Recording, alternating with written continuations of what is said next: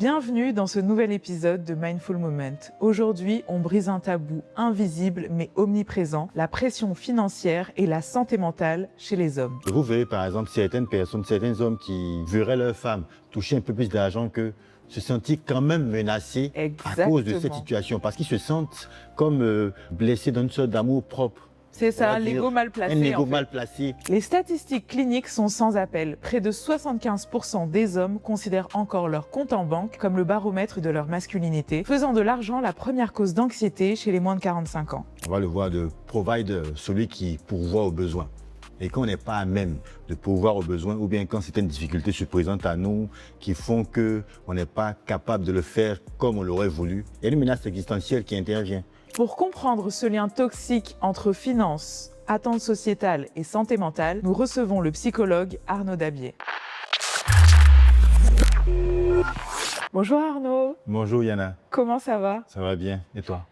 Oui, ça va, super. Est-ce que tu peux te présenter pour ceux qui ne te connaissent pas encore? Alors, je suis Arnaud Dabier, connu sous le nom de, en tout cas sous le pseudonyme de psychologue Dabier. Et donc, je suis psychologue, psychothérapeute. J'interviens dans ce domaine-là depuis environ une dizaine d'années, aussi bien de façon individuelle pour les personnes en cabinet qu'au sein des entreprises. Voici un peu, en quelques mots. Qui sont tes clients, enfin tes patients? Les patients, pour la plupart. Pour la plupart, de tous ordres. On parle quelquefois des enfants, pour certaines affections psychologiques, si on peut dire ça comme ça, jusqu'aux adultes. Mais ces derniers temps, je suis beaucoup confronté, on va dire, à des travailleurs qui sont dans des situations de, on va dire, de difficultés, de mal-être psychologique, ces derniers temps en tout cas. Justement, ça rejoint notre sujet du jour. Effectivement. La santé mentale chez les hommes et notamment la pression financière. Quand je t'ai parlé du sujet, que je t'ai montré un peu mes notes, tu m'as dit que c'est quelque chose qui te parlait vraiment. Effectivement. Pourquoi? On est dans une société africaine. Dans la société africaine, en tout cas celle ivoirienne en particulier, aux enfants, on leur dit, aux garçons surtout, surtout aux garçons, puisque c'est de ça qu'on parle. Aux garçons, on leur dit, quand tu vas grandir, tu seras autonome. Et quand tu seras autonome, tu pourras prendre soin de toi et des tiens. Enfants, femmes, parents et autres, tout ça. Et ça met une certaine pression. Ça renvoie à l'identité sociale, en fait, de l'individu, en tout cas du garçon, de l'homme, de façon générale. Et ça met une certaine pression. Quelque chose d'assez symbolique, dans la mesure où c'est comme si c'était ancré dans l'imaginaire collectif de tous les hommes, qu'il faille, à un certain moment, prendre soin d'eux. Et quand on n'y arrive pas, ça pose problème. C'est là que les troubles mentaux peuvent venir. Effectivement. Puisque au demeurant, on est dans une logique de, comme on va le voir, de provider, celui qui pourvoit aux besoins. Et quand on n'est pas à même de pourvoir aux besoins, ou bien quand certaines difficultés se présentent à nous, qui font qu'on n'est pas capable de le faire comme on l'aurait voulu, il y a la menace de l'existence, il y a une menace existentielle qui intervient en tant qu'individu, effectivement. Et donc ça pose problème. On se sent, comme j'ai dit, menacé dans son entièreté d'être humain, dans son entièreté d'homme déjà. Et donc ça pose problème dans la mesure où tout ce qui est colère, stress, ça apparaît à ce moment-là. Justement, donc on a dit tout à l'heure, 75% des hommes pensent que leur identité correspond à leur compte en banque. Effectivement. Ils se voient en pourvoyeur pour la famille. Même quand leur partenaire a un travail. Est capable d'aider. C'est quelque chose qui a toujours été là dans nos sociétés, je veux dire encore plus même avant. Avant, les femmes travaillaient moins, donc les hommes étaient encore plus responsables, je veux dire, de leur famille. Mais on a l'impression que c'est aujourd'hui où les femmes travaillent plus, que les hommes ont plus de mal en fait, avec cette idée-là, et que vraiment ça agit sur leur santé mentale. Pourquoi? Alors que les femmes gagnent plus d'argent aujourd'hui, donc ils devraient être plus libérés, on va dire relâchés de cette pression. Effectivement. Et pourquoi, en fait, c'est pas le cas? Bon, c'est pas le cas parce que culturellement, notre société est marquée par l'idée de l'homme qui pourvoit aux besoins. L'environnement social dans lequel on évolue, tout ce qui est réseaux sociaux, tout ça a tendance à, on va dire, amplifier cette perception des choses-là. De sorte que le fait de ne pas être capable de pourvoir aux besoins de sa famille, même quand madame est capable de le faire, de nous aider, en tout cas d'être complémentaire, parce que c'est aussi de cela qu'il s'agit, on a tendance à se sentir menacé. Même quand vous verrez par exemple certaines personnes, certains hommes qui verraient leur femme toucher un peu plus d'argent que se sentir quand même menacés à cause de cette situation. Parce qu'ils se sentent comme en fait blessés d'une sorte d'amour propre. C'est ça, l'ego mal placé. Un ego mal placé. Ah, elle touche plus que moi, c'est pas normal. Et donc forcément, il y a des petites frictions qui sont liées à cette situation-là. Et de notre côté aussi, vous verrez aussi, ça je l'ai vu par exemple en thérapie, où madame touchait environ 2 millions de francs CFA par mois et monsieur était autour de 800 000. Ok. Mais madame attendait de monsieur qu'il pourvoie aux besoins de toute la famille. Et elle disait, elle, que son argent était pour elle. Et sa famille à elle, c'est-à-dire sa famille, papa, maman et tout ça, et cousins et tout ça. Donc, vous voyez un peu, ça m'était... Je comprends, c'est un peu, elle est un peu extrême. Oui, effectivement. Surtout qu'elle gagne plus. Oui. Mais pour moi, quand même, ça doit le motiver à gagner plus pour pouvoir s'occuper de sa famille. Oui, c'est une possibilité. Je ne vais pas dire, même si la femme gagne 2 millions et que l'homme gagne 800 000, l'homme doit s'occuper quand même de tout, mais il doit prendre plus quand même. Parce qu'il y a plus de facilité, en fait, pour les hommes dans la société de gagner plus. Oui, c'est effectivement, tu as raison. C'est vrai que dans le cas d'espèce, leur situation est particulière.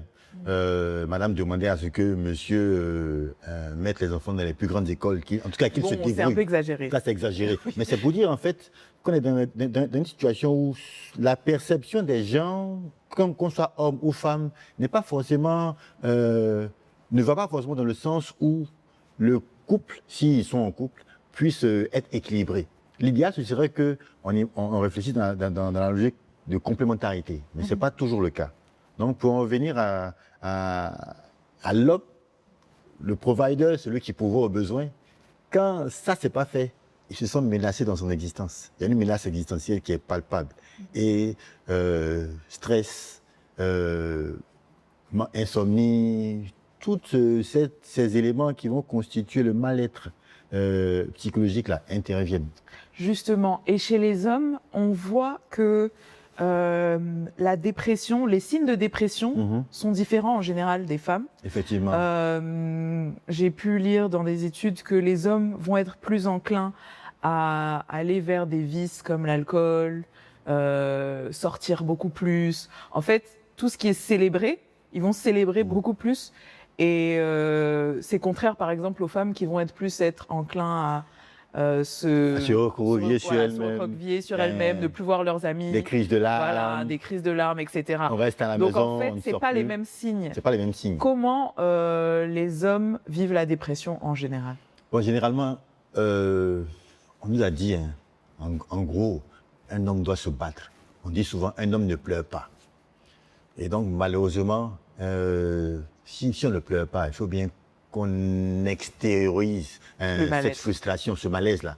Et on le fait souvent dans des vices, alcool, sortie nocturne à n'en point finir, des vices, au point où ça détruit la personne, psychologiquement et physiquement.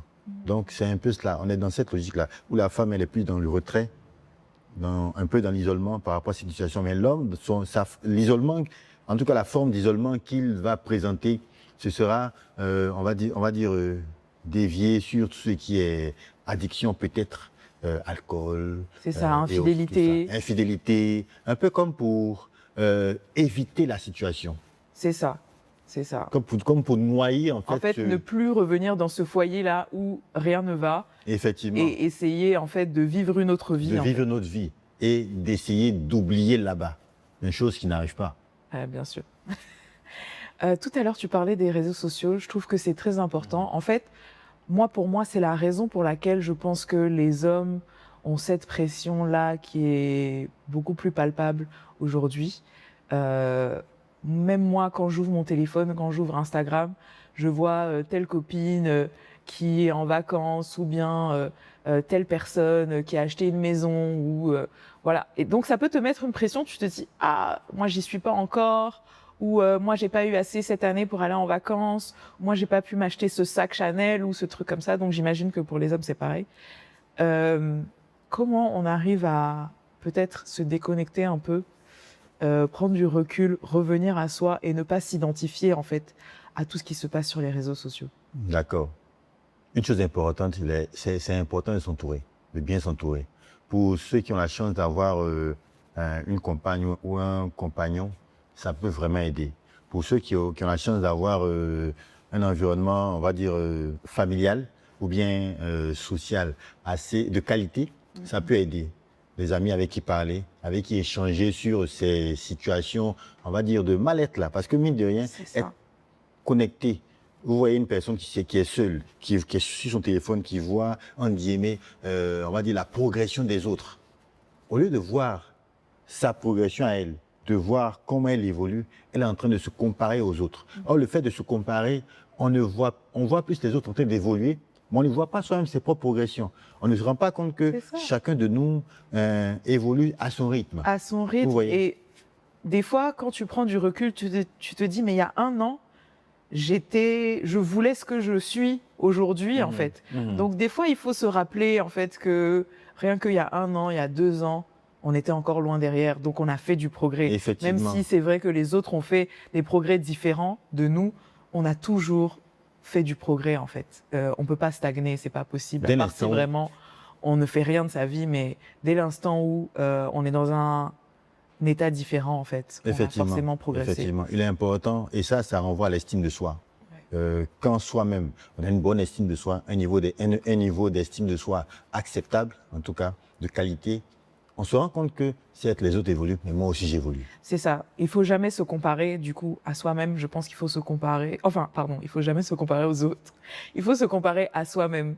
Moi, il y a 5 ans, quand j'étais petite, est-ce que j'ai évolué par rapport à moi-même, mais pas par rapport aux autres, en fait. C'est ça, je pense, la clé. Tout à l'heure, tu parlais d'avoir un environnement à qui on peut parler. Souvent, les hommes ont du mal à se parler entre eux. Plus que les femmes, parce que nous, on a tendance vraiment à avoir ce réflexe-là d'appeler une copine quand ça va pas. Pourquoi c'est l'une de vos forces. C'est ça.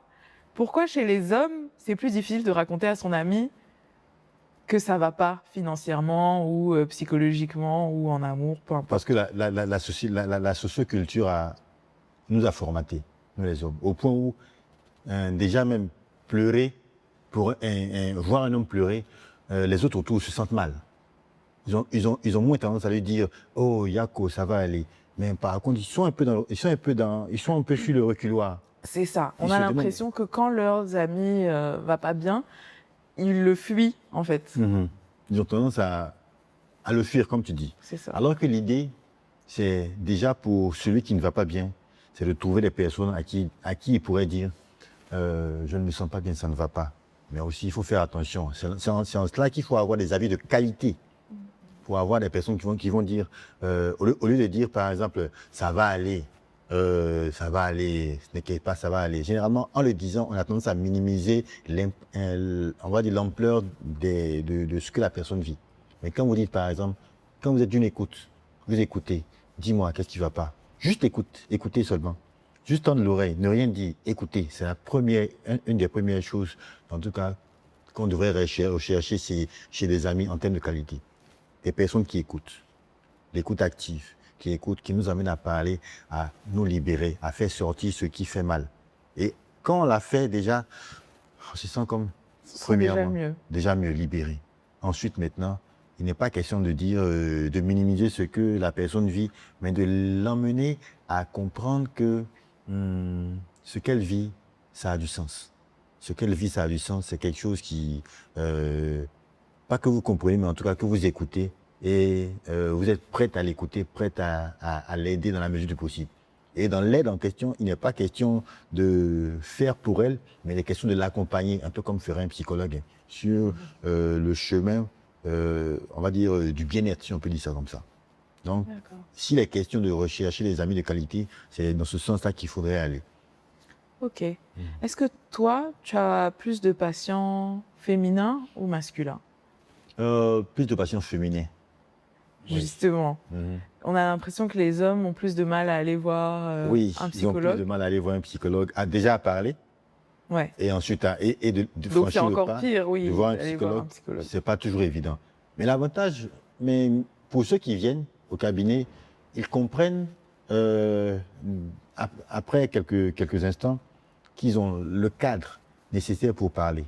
La preuve, nous ne sommes que deux généralement avec le patient. Donc ils comprennent qu'ils ont le cadre pour parler et que ce que moi je leur dirais, du moins ce qu'ils me diraient, restera strictement confidentiel. Je plaisante souvent en leur disant que si vous m'entendez, il m'arrive de façon, on va dire, inopportune de dire ce qu'ils m'ont dit à quelqu'un, je devrais enterrer la personne. C'est pour plaisanter. Mais l'idée, c'est de créer le cadre qui leur permet de pouvoir parler. Ne pas être, on va dire, jugé, ça c'est primordial. Il faut qu'ils sentent donc je leur dis ça. Vous n'êtes pas jugé ici. Ici, vous êtes libre de parler. Ce que vous direz, ce sera entre vous et moi. Vous êtes libre de me dire ce que vous voulez, au moment où vous le voulez. Je ne vous mets aucune pression. Mon rôle à moi, c'est de vous accompagner sur le chemin que vous trouverez le plus adéquat pour vous. Et certes, je vous dirai, on travaillera ensemble sur ce qu'il y a de bon ou de mauvais ou de moins bon sur ce chemin, mais mon rôle à moi, c'est de vous accompagner. Pas de vous tendre la main vers un chemin, de vous dire, allons là-bas, mais de vous accompagner juste. Pour que vous puissiez vous-même, par la suite, après, quand je ne suis pas là, être capable de pouvoir agir par vous-même et gérer les situations conflictuelles qui pourraient se présenter à vous. Résultat de toute cette pression sur les hommes, pression aussi sur les femmes, du coup, parce que nous, on a d'autres pressions, je pense, qui sont venues avec cette nouvelle société, réseaux sociaux, etc. On a l'impression qu'on est de plus en plus seuls. Les hommes sont de plus en plus seuls. Statistiquement, même, les statistiques prouvent que il y a moins de mariages, il y a moins de foyers qui se créent, beaucoup plus de solitude. Beaucoup plus de divorces. Beaucoup plus de divorces. Pourquoi? Qu'est-ce qu'on peut faire pour remédier à ça? Une chose importante, à mon avis, il est important d'intégrer l'idée d'union de personnes comme une complémentarité. Ça, à mon avis, c'est primordial. Dès l'instant où on a l'impression, où on se dit à soi-même que je viens pour prendre, qu'on doit me donner à moi seul, ça pose problème. Il faut intégrer l'idée de complémentarité. Je viens pour apporter. À la limite, je viens pour aider l'autre à grandir. Totalement. Et quand chacun des partenaires se dit ça, ça contribue à créer cette osmose, cette symbiose qui permet à chacun de s'épanouir au sein du couple, au sein du cadre couple. Mais bien, en fait. Là, tu dis ça c'est quand on est déjà ensemble. Aujourd'hui, on a l'impression qu'on a du mal à faire le premier pas. Enfin, déjà, nous les femmes, moi j'estime encore que c'est pas à nous de faire le premier pas. Je suis un peu vieux jeu là-dessus. Ça c'est culturel. Hein. Voilà, je suis un peu vieux jeu là-dessus. Les hommes ne font plus le premier pas.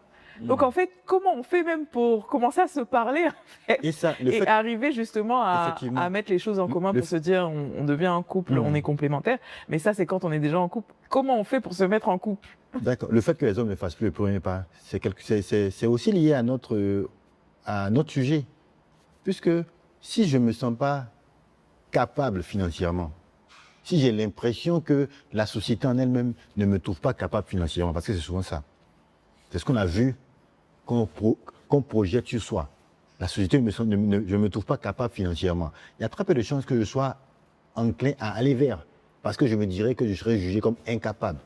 Et donc, dans une impossibilité de pouvoir être l'homme avec grand H, ou bien l'homme capable, l'homme qui fait.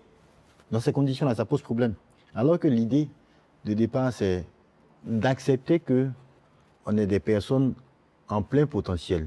On va dire, j'ai un collègue qui me disait que dès l'instant où on n'est pas mort, on peut faire beaucoup de choses.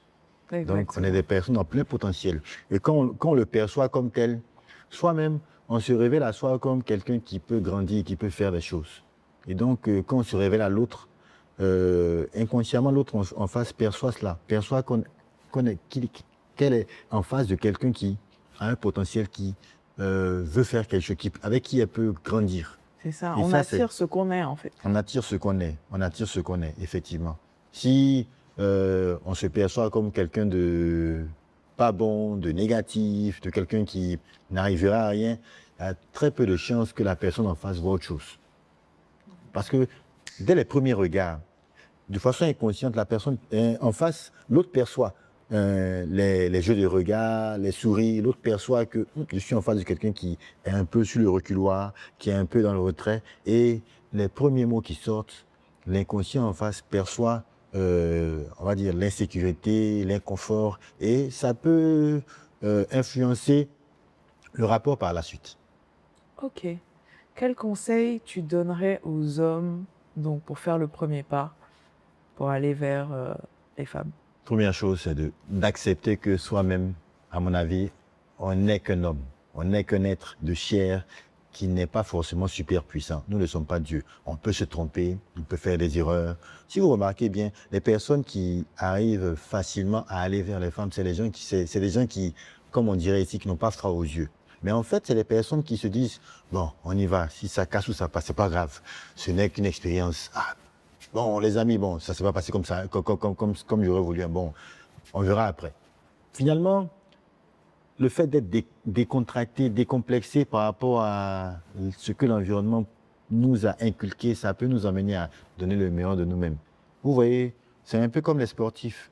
Quand ils se trouvent dans des situations où ils sont inhibés par la pression, ils ne donnent jamais le meilleur d'eux-mêmes. Mais quand ils sont relâchés, vraiment en train de vivre l'instant simplement, du public inconscient du public et tout ça, ils ont tendance à vraiment être en symbiose avec leur sport et à donner le meilleur d'eux-mêmes. Donc il est important pour nous les hommes d'intégrer que on peut faire des erreurs. C'est des choses qui sont naturelles. Il y a très peu de chances de trouver quelqu'un qui n'a jamais fait des erreurs. Et donc, dans le rapport avec, qu'on pourrait entretenir avec le sexe opposé, il est important d'intégrer ça et de se laisser porter. Clairement, c'est un peu cela que je peux dire. Et d'intégrer que on est en face de nous des personnes aussi. C'est pas forcément des monstres, c'est des personnes aussi qui sont douées de sentiments et qui attendent de nous qu'on soit force de proposition en termes d'échange.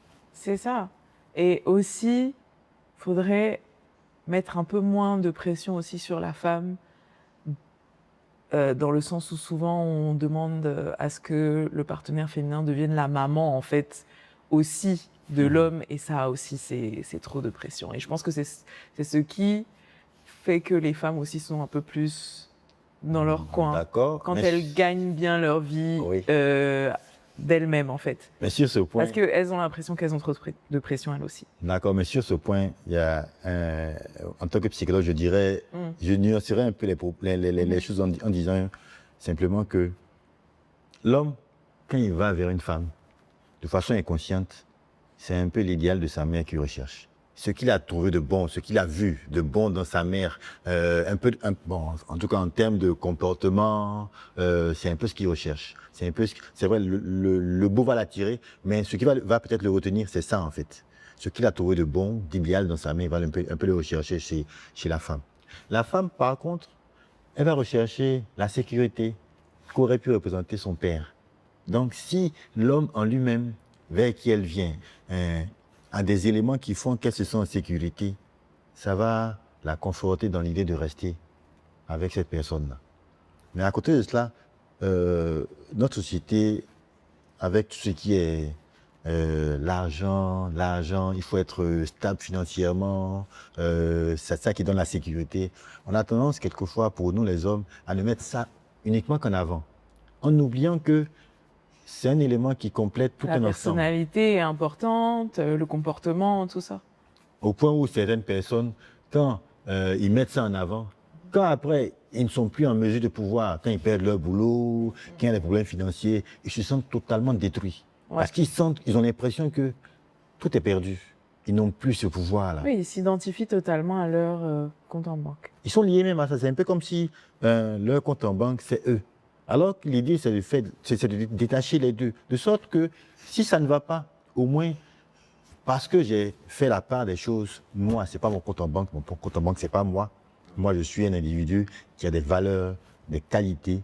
Dans ces conditions-là, en intégrant les choses de cette façon-là, on laisse le champ à madame de pouvoir être celle qui va venir être l'élément complémentaire, nous aider à pouvoir nous relever dans de ce genre de situation. Mais quand on lie les deux, forcément, quand elle voit le pourvoyeur, certes, mais un pourvoyeur qui montre qui lui montre à elle qu'il est détruit parce qu'il n'est plus capable. C'est difficile pour elle. Est-ce que tu as des anecdotes à nous raconter de patients que tu as en ce moment? Oui, c'est l'anecdote que je racontais tout à l'heure. Ouais. Madame Touchet, ils sont venus en thérapie parce que ça n'allait pas dans leur couple. Les premiers mots de monsieur, c'était que madame refusait de participer aux charges du couple. Bon, on a échangé. Monsieur touchait autour de 850 000 environ, quelque chose comme ça. Et madame était autour de 2 millions et quelques, 2 millions 100, 2 millions 200. Elle disait, son père a été celui qui a pourvu aux besoins de sa mère et de toute la famille, sans qu'il n'ait demandé quoi que ce soit à madame. Pourquoi lui ne le ferait pas? Vous voyez un peu, c'est ça qu'il a vu. C'est ce modèle-là qu'elle a vu. Et c'est ça qu'elle espère pouvoir reproduire au sein de la famille. Ouais. Ça peut se comprendre, ça peut s'expliquer. Lui, il disait, ok, dans ces conditions, il n'y a pas de souci, je touche 800 et quelques mille, d'accord, mais si tu décides de ne pas participer au champ de la famille, d'accord, dans ces conditions, on va vivre avec les 800 et quelques mille, on va faire et avec. On va vivre en condition aussi, des 800 et quelques. Des 800 et quelques mille. Madame dit non, trouve un moyen, mais en tout cas, elle veut que ses enfants soient dans les meilleures écoles possibles. Bon. Là, il est question. Ce qu'elle voulait, bon, je sais pas, hein, c'est toi le psychologue, mais peut-être ce qu'elle voulait, en fait, c'est le pousser à ce qu'il se trouve un meilleur travail avec un meilleur salaire, en fait. C'est possible, c'est possible. Bon, et tenant compte du fait que 850 000, c'est au-dessus du salaire moyen ici en Côte d'Ivoire. Bien sûr, c'est déjà pas mal. C'est déjà pas mal. Mais bon. Mais l'idée, donc pour laquelle je revenais à cet élément important-là, l'idée que chacun intègre l'environnement couple, si c'est de ça qu'il est question, comme l'environnement où chacun s'épanouit. Si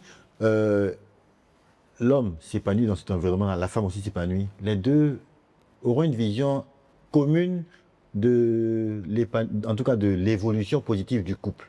C'est vrai, on a trois individus, on a monsieur, madame et le couple, c'est trois individus différents. La preuve, monsieur, quand il va au travail, il est là-bas seul, madame aussi seule, mais quand ils viennent, c'est l'individu couple qui prévaut. Et il est important de nourrir cet individu-là pour qu'il puisse grandir. Qu'est-ce que tu leur as conseillé du coup? On n'a pas fini, on est encore dessus. Donc, l'idéal, ce serait que je n'en parle pas trop. Okay.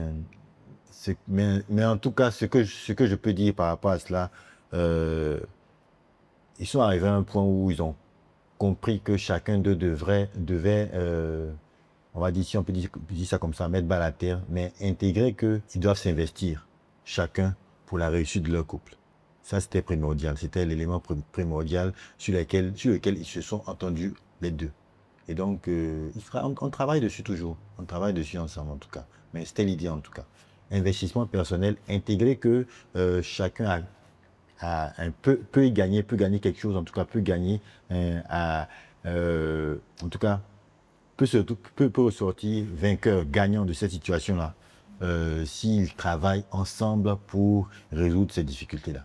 Donc, pourquoi on peut constater qu'il y a de plus en plus de jeunes qui cherchent à vite se marier, à vite faire des enfants?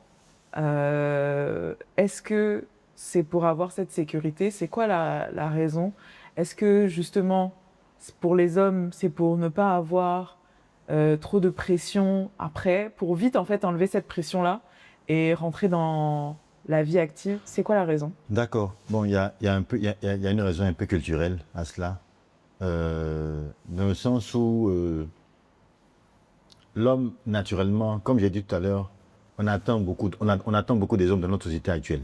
Et donc, celui qui fait ses études, rapidement, des challenges lui se présentent à lui. Les parents qui interviennent, qui font une certaine pression, qui est naturelle. Et la société en elle-même qui fait pression pour espérer de lui qu'il puisse être capable de. Et ça peut inciter les jeunes à franchir assez rapidement le pas, essayer de trouver du travail rapidement, sans pour autant peut-être prendre le temps de réfléchir, de se dire, bon, est-ce que vraiment c'est le choix qu'il faut faire? Vous voyez, souvent, à l'époque, les hommes à l'époque, bon, il y a, en tout cas, à l'époque, on va dire il y a 20 ans, 30 ans, avaient tendance à peut-être mieux réfléchir sur leur avenir professionnel, à mieux se poser les bonnes questions. Peut-être aussi, c'est lié au fait que avant, on avait un peu plus de temps. C'est ça. De se poser ces bonnes questions-là. On était moins dans une situation de, on va dire, Rapidité, en fait, parce que il y avait plus de sécurité dans son travail. effectivement. Avant, quand tu rentrais dans ta profession, bon, en général, tu faisais carrière, et puis Tranquille. tu étais sécurisé, quoi. Alors Effectivement. qu'aujourd'hui, il y a très peu Qu'on de soit contrats, au privé ou au CDI. public. Voilà. Alors qu'actuellement, on Voilà, a plus. Bon, c'est pas évident C'est d'avoir pas ce évident genre de d'avoir la stabilité-là. sécurité, en fait, Mm. quand tu as ton premier job. C'est sûr Effectivement. que au bout de 2 ans, tu vas devoir changer. Enfin, il n'y a plus de sécurité. Il y a beaucoup de choses qui changent. Voilà. À cause de la démographie, à cause de notre contexte économique et aussi à cause de notre contexte psychologique et social. On a évolué au point où le jeune homme en tout cas qui après ses études, recherche rapidement du travail. Il essaie rapidement de s'épanouir, de se réaliser, sans pourtant souvent prendre la peine de réfléchir, de se poser les bonnes questions. Qu'est-ce qui est bon pour moi? Qu'est-ce que je veux faire de ma vie? Vers quoi je veux m'orienter? Est-ce que ce chemin que je vais prendre là, c'est sur le court terme, le moyen terme, le long terme?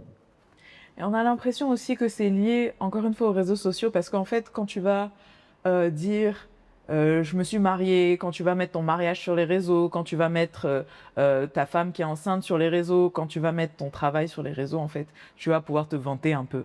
Et tu as l'impression que tu dois montrer aux gens que tu as arrivé, en fait, à ça assez rapidement, maintenant. Alors qu'avant, ils n'avaient rien à prouver, à part à leurs amis proches, qui prenaient de leurs nouvelles. Je veux dire, il n'y avait pas les réseaux sociaux pour devoir montrer moi j'en suis là, quoi. C'est la culture de l'ego. La culture de l'ego. On veut montrer. On veut montrer. Ce qui fait que certaines personnes même... J'ai eu même une patiente qui dès qu'elle allait sur les réseaux sociaux et qu'elle voyait ses amis montrer, en guillemets, leur bien-être, leur joie, elle déprimait totalement. Pourquoi? Parce que elle faisait la comparaison. Je suis à ce niveau-là, je n'ai pas grand-chose, je ne suis pas mariée, elle se marie, et donc forcément, c'était Très difficile très pour difficile. Elle a fait une dépression même. Ok. Donc c'était très difficile pour elle. Dans son esprit de voir les autres réussir, et elle non. Alors qu'en fait, il n'était pas que ce que la société, ce que les réseaux sociaux montrent, on ne montre que, comme on dit ici, on ne montre son village que de la main droite. On ne montre pas son village de la main gauche. C'est pour dire que ce que je présente sur les réseaux sociaux, c'est pas forcément mon mauvais côté. Ce sont forcément des choses qui vont me bonifier, des choses qui vont me mettre en valeur. Quand vous allez sur LinkedIn... les gens ne font que se vanter. Bon, c'est ce qu'on dit. Sur LinkedIn, on ne fait que se vanter. Sur Instagram, pour les femmes qui sont un peu complexées par leur corps, ça peut poser problème en termes d'image du corps. D'image du corps. C'est ça, tout le monde est beau sur Instagram. Vous voyez un peu. Alors que ce n'est pas forcément la réalité du terrain. Donc, sur Facebook aussi, on n'en parle pas. Donc, il est important, on revient souvent à ça, hein. Il est important de réfléchir sur soi-même. Qu'est-ce que je veux pour moi? Qu'est-ce qui est bon pour moi? Quelles sont mes valeurs? Qu'est-ce qui peut, moi, me permettre de pouvoir avancer en tant qu'être humain, en tant qu'homme? Et quelles sont les valeurs que je suis prêt à partager avec quelqu'un, avec une autre femme, avec une femme en tout cas? Et donc, en allant dans ce sens-là, on se pose les bonnes questions pour arriver, en tout cas pour trouver des réponses à ces questions-là. C'est intéressant en tout cas. Merci Arnaud d'avoir partagé ce moment avec moi. Merci. J'espère qu'on aura l'occasion de parler d'autres sujets encore ensemble. Je reste disponible en tout cas. C'était très instructif, très intéressant. Merci beaucoup. Merci Yana. Si vous avez aimé cet épisode, n'oubliez pas de liker, de commenter, de partager. On se retrouve pour un prochain épisode. Ciao, ciao.